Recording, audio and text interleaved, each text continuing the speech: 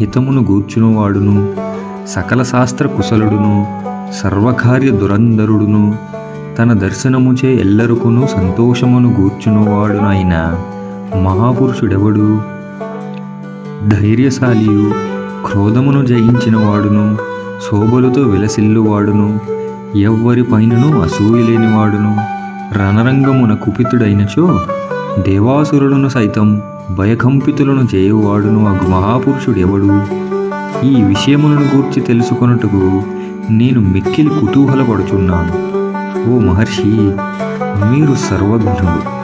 ఇట్టి మహాపురుషుని గురించి తెలుపగల సమర్థులు మీరే.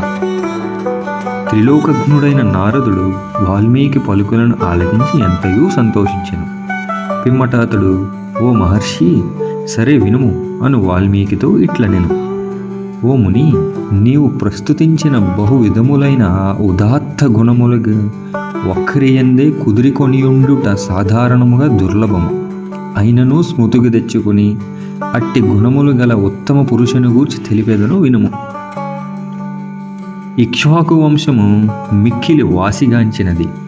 లోకోత్తర పురుషుడైన శ్రీరాముడు అందవతరించి ఎంతయూ జగత్ప్రసిద్ధుడాయను. అతడు మనోనిగ్రహము గలవాడు, గొప్ప పరాక్రమవంతుడు, మహా తేజస్వి,